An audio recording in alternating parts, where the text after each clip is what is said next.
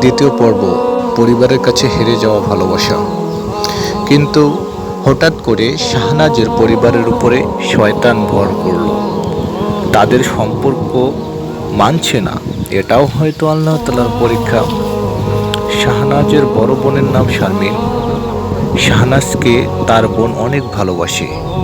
তার বিয়ে হয়েছে ময়মনসিংহ, 2টি সন্তান তার। একদিন শাহনাজের বোনের সাথে মারুফ কথা বলল। মারুফ বলে, এদিকে শাহনাজের বাসায় আমার যাওয়ার কথা হচ্ছে। আমি ঢাকায় যাব দেখা করতে শাহনাজের সাথে। আমি শাহনাজের বড় বোনকে বললাম, শাহনাজের কাছে আপনার অনেক প্রশংসা শুনেছি। আপনি যদি আমাদের দেখা করার দিন থাকেন তাহলে খুব ভালো লাগবে।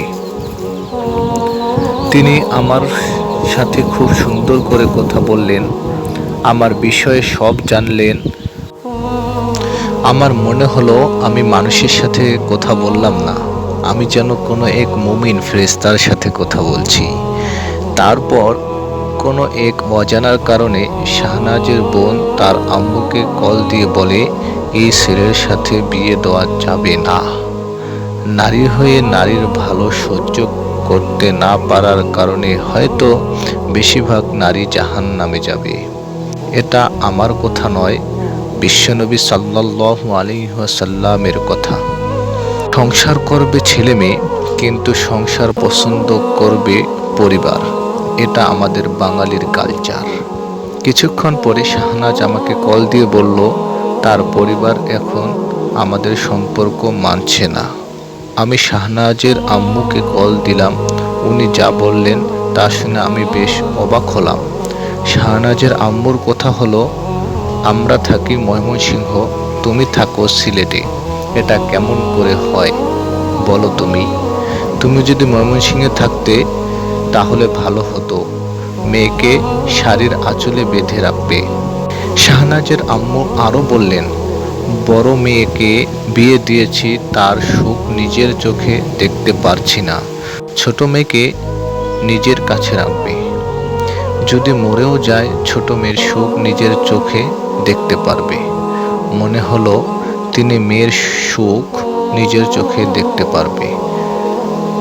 মনে হলো তিনি মেয়ের সুখ দেখবেন, তার মেয়ের পছন্দ দেখবে না।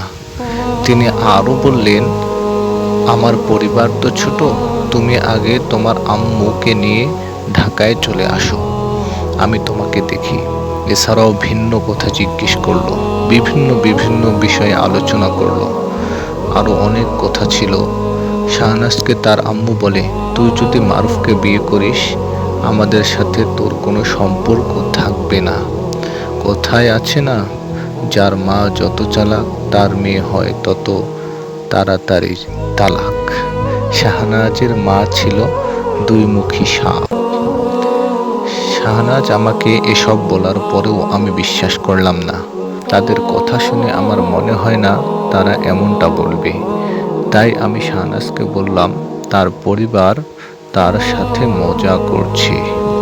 কিন্তু শাহনাজ একদিন গোপন করে আমাকে শুনিয়েছে তার মা বলছে, মারুফকে বল সব ছেড়ে যদি ঢাকায় আসি তাহলে বিয়ে দেব, না হয় দেব না। এটা শুনে আমার অনেক খারাপ লাগলো। আমাদের দেশে প্রেম নামক হারাম সম্পর্ক সহজ হয়ে যাচ্ছে, কিন্তু বিয়ে নামক পবিত্র সম্পর্ক তৈরি করা কঠিন হয়ে যাচ্ছে। প্রেম করতে কারো অনুমতি লাগে না, কিন্তু বিয়ের সময় পুরো এলাকার মানুষের অনুমতির প্রয়োজন। শাহনাজের কথা শুনে আমার আর যাওয়া হলো না তার বাসায়। শাহনাজ তার পরিবারের সবাইকে লুকিয়ে আমার সাথে ঠিক কথা বলে, কিন্তু এই দায়ীর ভার পরিবার নেবে। তার পরিবার চাইলেই পারত আমাদের এক করে দিয়ে আমাদের সম্পর্কের পূর্ণতা তৈরি করতে, কিন্তু তারা মুনাফিকের ন্যায় আচরণ করলো। তারা যদি প্রথমেই আমাদের সম্পর্ক না মানত তাহলেও বুঝতাম, কিন্তু তারা আমাদের আশা দিয়ে মাঝ রাস্তায় এনে ছেড়ে দিলেন। তারা একবারও ভাবল না কি জবাব দিবেন তারা হাকিমের কাঠগড়ায়। হয়তো পরিবার নামক জুলুমকারীর জন্য শাহনাজকে জীবনসঙ্গী হিসাবে পাবো না, কিন্তু আল্লাহ তাআলা যদি চান অবশ্যই শাহনাজকে জান্নাতুল ফেরদাউসে জীবনসঙ্গী হিসাবে পাবো। কারণ সেখানে আল্লাহ ছাড়া আর কারো আইন চলবে না। আমার নিজের কাছে নিজেকে ছোট মনে হতে লাগলো। আমি ভাবলাম আমার জন্য শাহনাজের সাথে তার পরিবারের সম্পর্ক নষ্ট হবে, এটা কিভাবে করব আমি। এই সব ভেবে আমি শাহনাজের কাছ থেকে দূরে সরে আসলাম। এক সময় শাহনাজ আমাকে বলছিল, যাই হয়ে যাক আমি যেন তাকে ছেড়ে চলে না যাই, কিন্তু আমি আমার কথা রাখতে পারি না। আমরা চাইলেই পারতাম পালিয়ে বিয়ে করতে, কিন্তু শুধুমাত্র আমাদের দুজনের সুখের জন্য পরিবারের মানুষের মন ভাঙা উচিত হবে না। চারপাশের মানুষ আজে বাজে কথা বলবে, পরিবারকে আমার জন্য এসব হোক তা আমি চাই না। তাদের পরিবারকে আমি বলেছি, তাদের মেয়েকে যদি আল্লাহর উপর ভরসা করে আমার কাছে দিতে পারেন তাহলে দিবেন, কারণ জোর করে কোনো কিছু হয় না।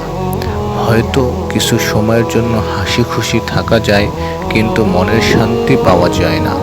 শাহনাজ আমার জন্য অনেক কষ্ট করছে, আমার জন্য চোখের পানি ফেলছে, অপমানের শিকার হচ্ছে। শাহনাজ তার পরিবারকে অনেকভাবে বুঝিয়েছে, কিন্তু কাজ হয়নি।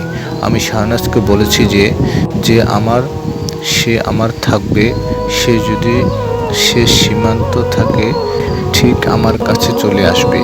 আর সে যদি আমার না হয়, তাহলে সে যদি আমার সামনেও থাকে, তাহলে আমি তাকে কাছে পেয়ে কিছুই করতে পারবো না। হয়তো আমি তোমার যোগ্য না, তাই তোমার সাথে আমার ঘর বাঁধা হলো না।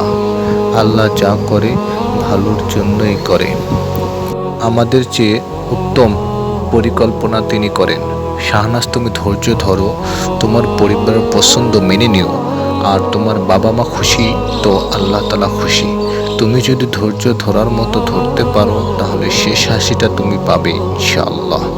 শাহনাজ কোনো কথা বলতে পারলো না, শুধু কান্না করলো। তবুও আমি শেষবারের মতো চেষ্টা করলাম শাহনাজের বড় বোনের সাথে কথা বলতে। আমি আপুকে বললাম, আমাদের এই সম্পর্ক মেনে নেওয়া যায় না। আপু আমাকে বলল, তোমাদের এই সম্পর্ক মেনে নেওয়া অসম্ভব। আমাকে আরেকটা কথা বলল যে এটা স্বাভাবিক, আল আকিলু তাকফিহুল ইশারা, জ্ঞানীদের জন্য ইশারাই যথেষ্ট। আর বললেন, মূর্খরা নিজের নফসের উপর খুশি থাকে। আমার আর কিছু বলার ভাষা নাই। আমি সব কিছু আমার আম্মুকে বললাম, কারণ খারাপ সময় আম্মু বলার প্রতিটি শব্দ আমাদের জীবনের নতুন আলো দেখায়। আম্মু আমার সব কথা শুনে আমায় বললেন, হতাশ হয়ো না, নিজের মনটাকে একটু শীতল করো, নিজের মনের গাড়িতে লাগাম দাও। জীবনকে আমরা যতটা কঠিন ভাবি, জীবন ততটা কঠিন নয়। যেখানে রব আমাদের জন্য সব কিছু ঠিক রেখেছে, আমাদের নিজের জীবন সাজাতে একটু সৎ চেষ্টা, একটু প্রচেষ্টা, একটু ধৈর্য, একটু সহ্য করতে হবে, আর কিছু না। যদি তোমার রব তোমার ভাগ্যে মেয়েটাকে রাখে তাহলে সে তোমারই হবে, আর যদি ভাগ্যে না রাখে, হাজার চেষ্টা করেও তাকে তুমি পাবা না। একটু ভাবো, তুমি বাকিটা আল্লাহ তাআলার রাস্তায় ছেড়ে দাও। আমিও নিজেকে বোঝালাম, চেষ্টা তো কম করি নাই, কোনো কিছুর কমতি রাখলাম না। শাহনাজের মা বাবা, বোন, পরিবারের সবারই সাথেই কথা বললাম, তারা কেউ রাজি না। আমি মনে মনে ভাবছি, শাহনাজকে ভালোবেসে দুনিয়ায় স্বামী কুয়াশার মতো ৬০-৭০ বছর চাই না, আমি চাই চিরকাল, অনন্তকালের জন্য। কিসের এত টেনশন? আমার বলতে তো আমার কিছুই নাই, যা আছে সবই রবের দেওয়া।